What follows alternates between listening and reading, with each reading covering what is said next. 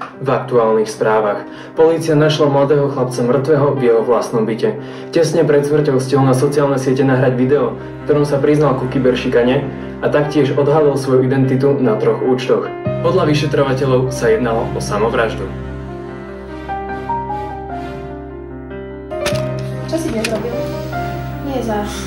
Urobil som, čo som musel urobiť. Na svete je príliš veľa hriešnikov. A ty máš právo ich súdiť? Ja iba ukazujem pravdu. Vždy som sa bál, čo z teba nakoniec bude, braček. Tichý, nudný, nezaujímavý. Večne sedel boko. Ty to ešte považuješ za hrdinstvo? Boli to zlí ľudia, Stacy. Sama si to počula. Kyberšikanátor. Kvôli tomuto sa musel jeden chalan odsťahovať do iného mesta.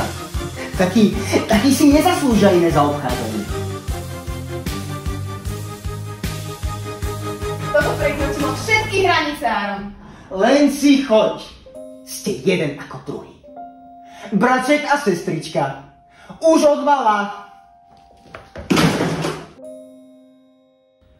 Nechcel som, aby to takto skončilo.